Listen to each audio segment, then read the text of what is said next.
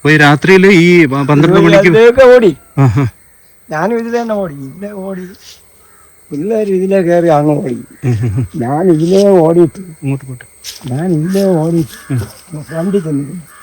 ഫ്രണ്ടിൽ അവിടെ ഒരു മാവ് നിൽക്കുന്നു, അതിന്റെ അങ്ങോട്ട് ഇങ്ങനെ പമ്മിയിരുന്നു. പക്ഷെ കൈ കിട്ടിയിരുന്നെങ്കിൽ കൊല്ലും. ഈ കാട്ടാക്കട നെയ്യാദാം റൂട്ടിലെ കല്ലാമത്താണ് ഉള്ളത്. ഈ കല്ലാമത്ത് ഇവിടെ ചേട്ടൻ്റെ പേര് റസാൽ അല്ലേ? റസാൽ ഈ പ്രായത്തിൽ അനുഭവിക്കുന്ന ഒരു വേദന, അതിൻ്റെ ഏറ്റവും മൂർധന്യാവസ്ഥയിൽ ഇന്നലെ എത്തിയത് മരുമകൻ വന്ന് ഈ വീട്ടിനകത്തുള്ള എല്ലാ സാധനങ്ങളെയും അടിച്ച് നശിപ്പിച്ചിരിക്കുകയാണ്. വാതിലുകളൊക്കെ തകർത്തിരിക്കുന്നു, അടുക്കള ഫുള്ള് തകർത്ത് തരിപ്പണാക്കിയിട്ടിരിക്കുന്നു. സംഗതി എന്താണ് എന്ന് ഈ പാവം മനുഷ്യനും അറിയത്തില്ല. ഇദ്ദേഹത്തിൻ്റെ മകളെ വിവാഹം കഴിച്ചു എന്ന് വേണമെങ്കിൽ പറയാം. മോളിറങ്ങി പോയതാണ്.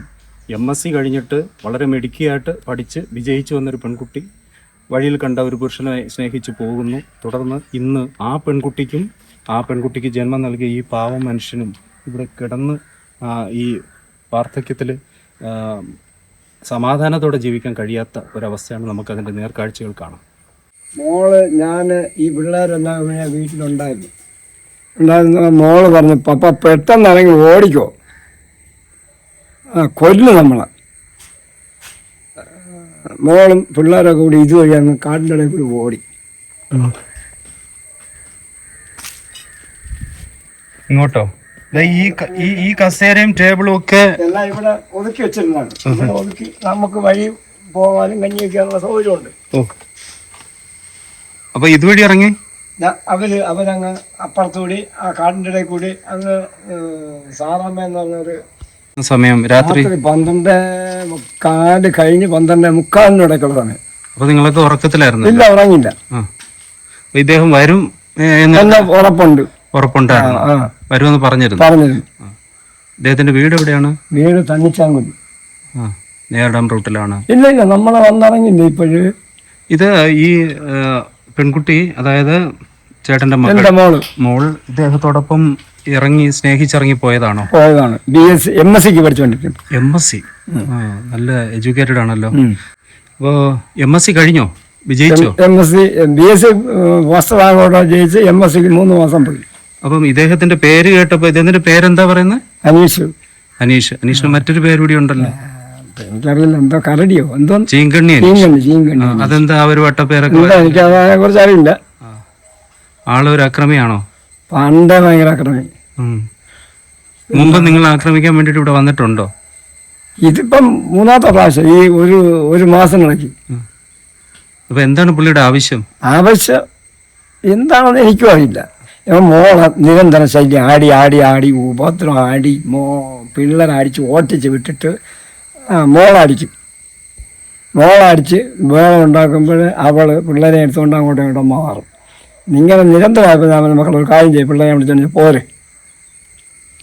അങ്ങനെ ഇന്ന് 5-6 ദിവസം കൊണ്ട് ഇവിടെ ഉണ്ട്. എത്ര കുട്ടികളാണ് അവർക്ക്? 4 ആൺമക്കൾ. അവർക്ക് പ്രായം? മൂത്തത് ഇതാണ്,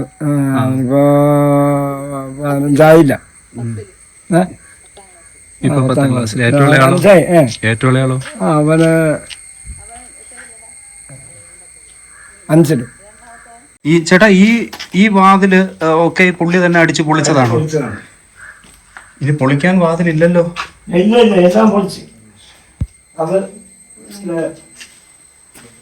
ഇതെങ്ങനെ ചവിട്ടി പൊളിച്ചോ? പഠിക്കുന്ന ടീപ്പോ? പിള്ളേരെ ബുക്കും പുസ്തകം എല്ലാം നശിപ്പിച്ചോ.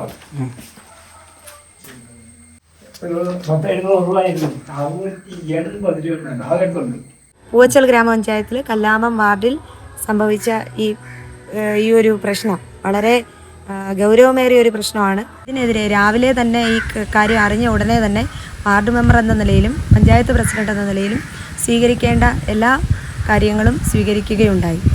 നമ്മുടെ വനിതാ സെല്ലിൻ്റെ സേവനം അവിടെ ഉറപ്പാക്കുകയും വനിതാ സെല്ലിൻ്റെ അംഗങ്ങൾ സ്ഥലം സന്ദർശിക്കുകയും ലീഗൽ സഹായം ഉൾപ്പെടെയുള്ള കാര്യങ്ങൾ വനിതാ സെല്ലിൻ്റെ ഭാഗത്തു നിന്നും ഉണ്ടാവുകയും ചെയ്തു. ഞാനവിടെ എത്തിച്ചേർന്നതിന് ശേഷമാണ് ഞങ്ങൾ പോലീസിനെ അറിയിക്കുന്നതും പോലീസ് ആ സ്ഥലത്ത് എത്തിച്ചേരുന്നതും. എന്നാൽ പോലീസിൻ്റെ സമയബന്ധിതമായ ഇടപെടലിലൂടെ പ്രതി രക്ഷപ്പെടുന്നതിന് മുന്നേ തന്നെ പ്രതിയെ കൂട്ടിക്കൊണ്ട് തന്നെയാണ് പോലീസ് ഫസ്റ്റ് ടൈം തന്നെ ആ സ്ഥലം വിസിറ്റ് ചെയ്യുന്നത്. അപ്പോൾ ഈ സംഭവത്തിൽ വേണ്ട എല്ലാ നിയമസഹായവും ഉറപ്പുവരുത്താൻ വേണ്ടി ഞങ്ങൾ ശ്രമിക്കുന്നുണ്ട്. അതുപോലെ തന്നെ വനിതാ സെല്ലിൽ ഈ പരാതി എത്തിയ സമയത്തും ഞങ്ങളുടെ വനിതാ സെല്ലിൻ്റെ ജീവനക്കാർ ഇതിന് അനുഗമിച്ചിരുന്നു.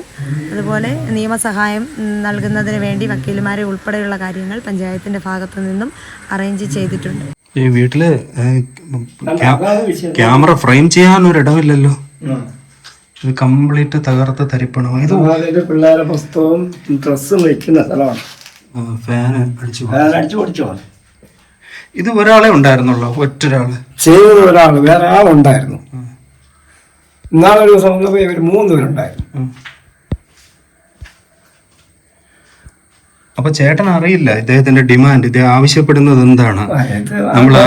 എനിക്കറിയില്ല. ഞാൻ പിന്നെ ഞാനിവിടെ ഒറ്റയ്ക്കായത് കാരണം ഞാൻ അവരുടെ അടുത്ത് ഒന്നും ചോദിക്കാറില്ല. നിങ്ങൾ ഒറ്റയ്ക്കാണോ അവിടെ? ഇന്ന് 5 ദിവസം കൊണ്ടാണ് മോളുള്ളത്. ഭാര്യ ഇല്ല? ഭാര്യയില്ല. അതൊക്കെ അടിച്ചു പൊട്ടിച്ച് ഗ്യാസ് വെച്ചുണ്ടായിരുന്നു. എന്ത് ചെയ്യുന്ന ഒരു വിവരമില്ല. ഈ പരിസരത്തൊന്നും കാണുന്നില്ല? നമ്മള് ചോറൊക്കെ വെച്ചിട്ട് കണ്ട ഇതിനെ വെട്ടിയ ഉണ്ടായി കണ്ടോ. പിള്ളേർക്ക് വാങ്ങിച്ച ബ്രെഡ് പോലും പിന്നെ സമ്മതിച്ചില്ല.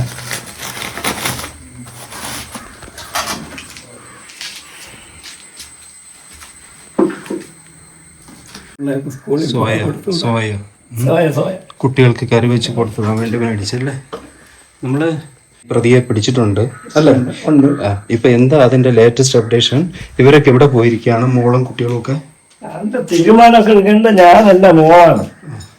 പക്ഷെ ഞാൻ പറഞ്ഞ സ്വസ്ഥ കിട്ടണം, അവരെ കൊണ്ട് ഇനി ഒരു ശല്യം ഉണ്ടാവരുത്. അപ്പൊ പറഞ്ഞു പോക്സോ കേസ് എടുത്തിട്ടുണ്ടെന്ന് പറഞ്ഞു. പോക്സോ കേസിൽ കേസ് വരാൻ പറ്റിയ അതിന്റെ കാരണം എന്താണ്? കഞ്ചാവ്, നിരന്തര ക്രിമിനൽ സ്വഭാവം. കാപ്പയാണോ ഉദ്ദേശിക്കുന്നത്? കാപ്പ. അതെന്റെ പിള്ളേർ എന്റെ വിഷയമല്ല സാറേ, എന്റെ പിള്ളേർ രക്ഷപ്പെട്ടാണ് അതിശയം. അവരിതുവഴിയാണ് ഓടിയല്ലേ? ഒരു പിതൃസ്ഥാനീയനാണ്. ഇതിങ്ങനെ ഇട്ടേക്കണ എന്താണെന്ന് വെച്ചാൽ ഇത് തെളിച്ചു വെച്ചാൽ അപ്പോൾ പന്നി വന്ന് നശിപ്പിക്കും. 5-6 സ്റ്റെപ്പ് കാട് തെളിച്ചിട്ട് അപ്പൊ പന്നി ശല്യം ആയത് കാരണമാണ് ഇങ്ങനെ ഇട്ടേക്കണത്. അപ്പൊ മരുമകനാണ് ഇത്രയധികം അക്രമം ചെയ്തിരിക്കുന്നത്. ഒരു മരുമകനെന്ന് പറയാൻ കൊള്ളൂല. മോള് സ്നേഹിച്ചിറങ്ങിപ്പോയത്. എത്ര കാലമായി പോയിട്ട്? ഇപ്പൊ 15 വർഷം പോണം. അന്ന് ഈ പ്രേമിച്ച് പോകുമ്പോ കുടുംബത്തിന് സപ്പോർട്ട് ഇല്ലായിരുന്നോ? എങ്ങനെയൊക്കെ ആയിരുന്നു? എന്റെ ഭാര്യ സപ്പോർട്ട് ഉണ്ടായിരുന്നു. ഭാര്യ ഇന്ന് ജീവനോടെ ഇല്ലേ? ഇല്ലെന്തായാലും ഭാര്യ അന്ന് ഇതിനെല്ലാം കൂടെ നിന്ന്. ഞാന് ടൂറ് പണിയാണ്. അന്ന് നമുക്കൊരു വീടില്ല. ഞാൻ അന്ന് വെച്ച വീടാണിത്. ഇത് ഈ ഒറ്റക്കല്ലില് പിന്നീട് കിട്ടിയതാണ്. ലൈവില് പഞ്ചായത്തിൽ നിന്ന് കിട്ടിയ വീടാണ് അത്. ലൈഫ് മിഷൻ പദ്ധതി. അതെ. അപ്പൊ അതിനും പണി തീർന്നതിന് മുമ്പേ മോള് പറഞ്ഞു, പപ്പ എനിക്ക് 40,000 രൂപ വേണം. അപ്പൊ ലൈവ് ഭാര്യ ഇല്ലാത്തത് കൊണ്ട് മോളെയും എൻ്റെയും പേരിൽ ഇടണം, അക്കൗണ്ട് ചെയ്യണം. 40,000 രൂപ ബാലൻസ് വേണമെന്ന്. പപ്പ ഈ പൈസ ഞാൻ എടുക്കുകയാണ്. ഞാൻ ചാക്ക് അതെനിക്ക് വേണം. തിരക്കിയപ്പോൾ അവൻ എറണാകുളത്തെ കോട്ടത്തോ ഇവിടെ ഒരു ജയിലിനകത്ത് കിടക്കണം. അപ്പോൾ അപ്പോഴാണോ ആദ്യമായിട്ട് അറിയുന്നത് ഇദ്ദേഹം ഈ ജയിൽവാസമാണ് ഇദ്ദേഹത്തിൻ്റെ പ്രധാനപ്പെട്ട? പണ്ടേ എനിക്കറിയാം ജയിൽവാസമാണ്. പക്ഷെ നിയന്ത്രിക്കാൻ നല്ലോണം തൊഴുതു പറഞ്ഞു ഞാൻ, മക്കളെ നമുക്ക് യോജിച്ചല്ല. അപ്പം മമ്മി പറയും പോലെ ഞാൻ ചെയ്യും. മമ്മി സപ്പോർട്ട്, അമ്മ സപ്പോർട്ട്. ഇന്ന് മമ്മി ഈ ദുരന്തങ്ങൾ കാണാൻ കാഴ്ചക്കാരിയായിട്ടില്ലേ? മകൾ ശരിക്കും അനുഭവിക്കുന്നുണ്ട്. അനുഭവിക്കാൻ രാത്രിയും പകലും ഓട്ടമാണല്ലേ? അതൊക്കെ സങ്കടപ്പെട്ട ജീവിതം എനിക്കാണ്. ഈ പ്രായത്തിലും എനിക്ക് ഒരു മോളല്ലേ ഉള്ളൂ. എനിക്ക് ഇത്തിരി ഒരു ഗ്ലാസ് വെള്ളം തരാൻ എൻ്റെ കൊച്ചുമക്കളെ എങ്കിലും കിട്ടുന്നല്ലോ. ഇന്നലെ മുമ്പിലിട്ട് കൊന്നനല്ലേ? എല്ലാം കൊല്ലുമായിരുന്നു. ഇതിനകത്ത് എൻ്റെ ഒരു വെട്ടി കത്തി, എൻ്റെ ടാറ്റിയും കത്തി, വേറെ ഈ കറിക്കത്തികൾ എല്ലായിടത്തും ഉണ്ട്. പുള്ളി ആയുധങ്ങളുമായിട്ടാണോ വന്നത്? അവൻ വന്നതും അത് തന്നെ. വരുമെന്ന് വിളിച്ച് പറഞ്ഞോ? വരുമെന്ന് വിളിച്ച് പറഞ്ഞു. മോളെടുത്ത് വിളിച്ചു പറഞ്ഞു ഞാൻ വന്നെന്ന് ശരിയാക്കുന്നു. കൊന്നോളെന്ന് പറഞ്ഞു. അങ്ങനെ നിങ്ങൾ ഉറങ്ങാതിരുന്നു. അപ്പോഴാണ് പറഞ്ഞ പപ്പ പെട്ടെന്ന് ഓടിക്കുമെന്ന് പറഞ്ഞു. എത്തി എന്നുള്ളത്. എങ്ങനെ വണ്ടിയിലാണോ വരുന്നത്? അപ്പൊ നടന്നാണ് വരുന്നത്. ഈ 12 മണി കഴിഞ്ഞാൽ പിന്നെ റോഡിൽ ആളില്ല സാറേ. എന്ത് നടന്നാലും അറിയില്ല. ഒന്നും അറിയില്ല. ഈ പരിസരം മൊത്തത്തിലേ അങ്ങനെയാണ്. ഒരു CCTV സർവൈലൻസോ അങ്ങനെ ഒന്നുമില്ല പരിസരവാസികളില്ല. രാത്രി ഭയങ്കരമായിട്ട് വിളിച്ച് തൊണ്ടടഞ്ഞു വിളിച്ചാൽ ഓടി വരാൻ ആളില്ല. അവരുടെ വേറെ വിഷയമുണ്ട്, വരരുത് ഇവൻ കൊല്ലും. അതിന്റെ ബാധ്യത ഈ പാരയൊക്കെ എടുത്ത് ഇവിടെ വെച്ചിട്ടുണ്ടല്ലോ, ഈ പാരയും പിക്കാസും ഒക്കെ പുറത്തിങ്ങനെ വെച്ചിട്ടുണ്ട്. ഇതൊക്കെ അകത്ത് വെക്കണം. ഈ അക്രമകാരികളായിട്ടുള്ള ആൾക്കാര് ഈ രൂപത്തിലൊക്കെ ചെയ്യാൻ നടക്കുമ്പോഴേ നമ്മള്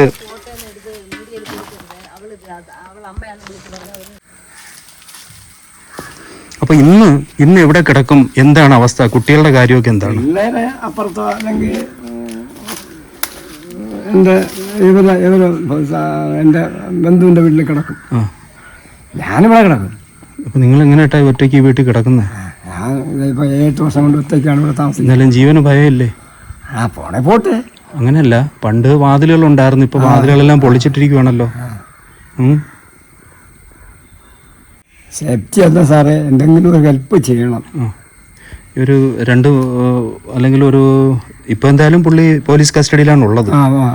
അത് ഇനിയിപ്പോ ഇറങ്ങി കഴിയുമ്പോഴുള്ള പ്രശ്നങ്ങളേ ഉള്ളൂ. അവ ഇന്നും അവിടെ പറഞ്ഞു യവനെ കൊല്ലുവന്നു. ഇതിനകത്ത് വെച്ച് പറഞ്ഞു പോലീസ് കൊണ്ടുവന്ന യവനെ ഞാൻ കൊല്ലുവന്നു. അവർ 2 കൊടുത്തു. പോലീസ് തെളിവെടുപ്പിനോടെ കൊണ്ടുവന്നു ഞാൻ തന്നെ ചെയ്തതെന്ന് പറഞ്ഞു. ഇങ്ങനെ തന്നെ പറയാണല്ലേ, കൊല്ലുവന്നു. ഞാൻ യവനെ കൊല്ലുവന്നു. അവർ 2 കൊടുത്തു. അപ്പോഴും പറഞ്ഞു ഞാൻ കൊല്ലുവനെ. ശരിക്കും ഒരു മകൾക്ക് ജന്മം നൽകി എന്നുള്ള ഒരൊറ്റ തെറ്റുകൊണ്ട് ഈ വേദന ഒരു ജന്മം മുഴുവൻ അനുഭവിച്ച് തീർക്കണല്ലേ. ഇപ്പൊ ചേട്ടന്റെ പേരെന്തുവാ? റസാനം. ഓക്കെ. ഇവിടെ നടന്നിരിക്കുന്നത് ഒരു കൊടൂരമായ കൊലപാതക ശ്രമമാണ്. സാധാരണഗതിയിൽ നമ്മൾ കൊലപാതകം നടന്നതിന് ശേഷമാണ് ഇതിനെതിരെ നമ്മൾ അത് നടക്കാൻ പാടില്ലായിരുന്നു എന്ന് ചിന്തിക്കുക. കേവലം ഒരു 40 വയസ്സിനകത്തുള്ള ഒരു ഭർത്താവും ഒരു 35 വയസ്സ് കഴിഞ്ഞ ഒരു ഭാര്യയും അതിൻ്റെ മക്കളുമാണ് ഈ ഇതിലുള്ളത്. അപ്പോൾ ഒരു കാര്യം ഇതിലെടുത്ത് പറയാതിരിക്കാൻ വയ്യ. കാട്ടാക്കട പോലീസ് സ്റ്റേഷനിൽ നിന്നും ഉണ്ടായ സമയോചിതമായ ഇടപെടലാണ് പ്രതിയെ പിടിക്കുന്നതിന് സഹായിച്ചത്. നമ്മൾ ഈ വിവരം അറിയിച്ച് ഒരു അരമണിക്കൂറിനകത്ത് തന്നെ പ്രതി ഇവരുടെ വലയിലാവുകയും പ്രതിയെ കൂട്ടിക്കൊണ്ട് തന്നെ ഈ സ്ഥലം സന്ദർശിക്കുകയും അവനെ അവിടെ അപ്പോൾ തന്നെ കൊണ്ടുവന്ന് തെളിവെടുപ്പ് നടത്തുകയും ചെയ്തു എന്നുള്ളത് വളരെ വലിയൊരു ഹൈലൈറ്റാണ്. അതുപോലെ CIയും SIയും ഒക്കെ വളരെ പെട്ടെന്ന് തന്നെ സ്ഥലം സന്ദർശിക്കുകയും മഹസർ തയ്യാറാക്കുന്നത് പോലെയുള്ള പ്രവർത്തനങ്ങളിലേക്ക് കടക്കുകയും ചെയ്തിട്ടുണ്ട്. ബാക്കി പിള്ളേരെയും കുട്ടിയെയും അതെന്താ എവിടെ മാറ്റി താമസിപ്പിക്കാനുള്ള അങ്ങനെ എന്തെങ്കിലും നടപടി സ്വീകരിച്ചിട്ടുണ്ടോ? നിലവിൽ നമുക്ക് ആ വീട്ടിൽ ആ കുട്ടികൾക്കും മാതാവിനും തങ്ങുന്നതിനുള്ള സൗകര്യമില്ല. അവര് മറ്റൊരു ഷെൽട്ടർ ഹോമിലേക്ക് മാറ്റി താമസിപ്പിക്കുന്നതിന് വേണ്ടിയുള്ള എല്ലാ സജ്ജീകരണങ്ങളും ഏർപ്പാടാക്കിയിട്ടുണ്ട്. പക്ഷേ അവർക്ക് ഇവിടെ നിന്ന് ഇനി ഷെൽട്ടർ ഹോമിലേക്ക് അവർ വരുന്നുണ്ടോ എന്നുള്ള കാര്യം ഇതുവരെ ഉറപ്പ് പറഞ്ഞിട്ടില്ല. അപ്പോൾ ഇപ്പോൾ ഒരു ബന്ധു വീട്ടിലാണ് അവർ തങ്ങിയിരിക്കുന്നത്. കുട്ടികളുടെ പഠനം ഉറപ്പാക്കുന്നതിന് വേണ്ടി കുട്ടികളുടെ അതിനുള്ള സജ്ജീകരണങ്ങൾ ഇനി എടുക്കേണ്ടതുണ്ട്. അതായത് ഈ കുട്ടികളുടെ പകുതി പാഠപുസ്തകങ്ങളും മറ്റ് പഠന ഉപകരണങ്ങളുമെല്ലാം അദ്ദേഹത്തിൻ്റെ വീട്ടിലാണുള്ളത്, ഈ പ്രതിയുടെ വീട്ടിലാണുള്ളത്. അത് പോയി അവിടെ നിന്ന് കളക്ട് ചെയ്യുന്നതിനും കുട്ടികളുടെ പഠനത്തിന് വേണ്ടിയുള്ള എല്ലാ സജ്ജീകരണങ്ങളും ഏർപ്പാടാക്കുന്നതിനായിട്ട് ഇനി അദ്ദേഹം മാതാവ് വന്ന ഉടൻ തന്നെ നമ്മൾ അതിനുള്ള ക്രമീകരണം ചെയ്യുന്നതാണ്. ഇവരെ പെർമനന്റ് ആയിട്ട് നമുക്ക് എങ്ങനെയാണ് സംരക്ഷിക്കാൻ പറ്റുക? അല്ലെങ്കിൽ ഇതിനെന്താണ് കോംപ്രമൈസ്? ഇത്തരം കേസുകളിൽ കുടുംബങ്ങൾ പോലീസ് സ്റ്റേഷനിൽ ആൾറെഡി ചെന്ന് പരാതി പറയുന്നവയാണ്. പരാതി കേട്ടിട്ട് പോലീസ് സ്റ്റേഷനിൽ നിന്ന് വീണ്ടും കോംപ്രമൈസ് ചെയ്ത് പുറത്തേക്ക് വിടുകയും വീണ്ടും വീട്ടിലെത്തുന്നവരെ ഇതുപോലെ ആക്രമിക്കുകയും ചെയ്യുന്ന സംഗതികൾ പലതും നമ്മുടെ ചുറ്റുവട്ടത്തിൽ നിന്ന് കേട്ടുകൊണ്ടിരിക്കുകയാണ്. എന്താണ് ഇതിനൊരു പരിഹാരം? അപ്പോൾ ഒരു ഡൈവോഴ്സ് കൊടുത്ത് അല്ലെങ്കിൽ ഇവരെ പിരിയിപ്പിച്ച് വിട്ട് അങ്ങനെ എന്തെങ്കിലും ആണോ? എന്താണ് നമുക്കൊരു പരിഹാരമായിട്ട് ചെയ്യാൻ പറ്റുക? തുടർന്നും ഇത് ഉണ്ടാവാൻ ചാൻസ് ഉണ്ടല്ലോ. നിലവിൽ നമുക്കറിയാം, നമ്മുടെ മുൻകാലങ്ങളിൽ നമ്മൾ ഒരുപാട് റിപ്പോർട്ട് ചെയ്തിട്ടുള്ള ഒരു കാര്യമാണ് പലയിടത്തും കുട്ടികളെ കൊലപ്പെടുത്തുക, വീട്ടിലുള്ള മെമ്പേഴ്സിനെ കൊലപ്പെടുത്തുക, അങ്ങനെയുള്ള കാര്യങ്ങളൊക്കെ നമ്മുടെ ശ്രദ്ധയിൽപ്പെട്ടിട്ടുണ്ട്. അപ്പോൾ ഇന്ന് രാവിലെ ആ സ്ഥലം സന്ദർശിച്ച സമയത്ത് കൊല്ലണമെന്നുള്ള ഉദ്ദേശത്തോടു കൂടി തന്നെ ചെയ്തിരിക്കുന്ന ഒരു പ്രവൃത്തിയാണ്. പക്ഷേ പോലീസിൻ്റെ ഭാഗത്തു നിന്നും വളരെ പെട്ടെന്നുള്ള ഒരു ആക്ഷൻ ഉണ്ടായി. അവർ ഈ പ്രതിയെ വളരെ പെട്ടെന്ന് തന്നെ വന്ന് അറസ്റ്റ് ചെയ്യുകയും ഇവിടെ ഒന്ന് കൊണ്ടുപോവുകയും ചെയ്തിട്ടുണ്ട്. യഥാർത്ഥത്തിൽ ആ പെൺകുട്ടി വളരെ MSc വരെ പഠിച്ച നല്ല എഡ്യൂക്കേറ്റഡ് ആയിട്ടുള്ള ഒരു കുട്ടിയാണ്. അപ്പോൾ ഇങ്ങനെയൊരു ജീവിത സാഹചര്യത്തിലേക്ക് അത് എത്തപ്പെട്ടു. യഥാർത്ഥമായി പറഞ്ഞു കഴിഞ്ഞാൽ കഴിഞ്ഞ കുറച്ച് കാലങ്ങളായി ജയിൽവാസം അനുഭവിച്ച ആൾ തന്നെയാണ് പ്രതി. അപ്പം ഈ ചേട്ടന്റെ പേരിലുള്ള അവിടെ ഒരു 10 സെന്റ്, ഇവിടെ ഒരു 15 സെന്റ്, ഏകദേശം 25 സെന്റോളം വസ്തു. ആ വസ്തു കിട്ടാൻ വേണ്ടിയിട്ടാണോ പുള്ളി ഈ രീതിയിലൊക്കെ? അതിന്റെ മെയിൻ ഉദ്ദേശം അത് തന്നെയാണ്. ഈ വസ്തു 6 ലക്ഷം രൂപയ്ക്ക് ബ്ലേഡിന് പൈസ എടുത്തേക്കണം അവൻ. അന്വേഷിച്ച് 6 ലക്ഷം രൂപയ്ക്ക് പൂങ്ങാമ്പാറയുള്ള ഒരു ബ്ലേഡ് പാർട്ടിയിൽ നിന്ന് 6 ലക്ഷം രൂപയ്ക്ക് ബ്ലേഡിന് എടുത്തിട്ടുണ്ട്. അപ്പൊ അതിന്റെ ആധാരം പണയം വെച്ചിരിക്കുവാണോ? ആണ്. ലൈഫിന് വീട് കിട്ടാൻ വേണ്ടി ഞാൻ ഒരുപാട് പൈസ ഇതാക്കി, ഡ്യൂപ്ലിക്കേറ്റ് എടുക്കേണ്ടി വന്നു. പഞ്ചായത്തിൽ നിന്ന് പറഞ്ഞ് തരില്ല എന്ന് പറഞ്ഞു. പിന്നെ നമ്മുടെ ഒരു ഭാര്യ സുഖമായിട്ട് നടക്കണതിൻ്റെ ഇതിൻ്റെ ഒക്കെ വെച്ച് തന്നു. സാഫ്രോൺ ഇവിടെ നിന്ന് പോകുന്നു മറ്റൊരു വാർത്ത തേടി. റസാലം എന്ന വൃദ്ധൻ കണ്ണിൽ നിന്നും മായുന്നേയില്ല. ഇതൊരു കണ്ണീരോർമ്മ ആവരുതേ എന്ന് നിങ്ങളെപ്പോലെ ഞാനും പ്രാർത്ഥിക്കുന്നു. ഒപ്പം ഈ നടന്നു പോകുന്നയാൾ നമ്മളിൽ ഒരാളാവാതിരിക്കാൻ നമ്മുടെ മക്കൾ, വിശേഷിച്ച് പെൺമക്കൾ ശ്രദ്ധിച്ചാൽ നന്നായിരുന്നു. വന്നുപെടുന്ന വിനകളെ പിന്നെ ഒരിക്കലും ഒഴിവാക്കാൻ പറ്റാത്തതാണ്.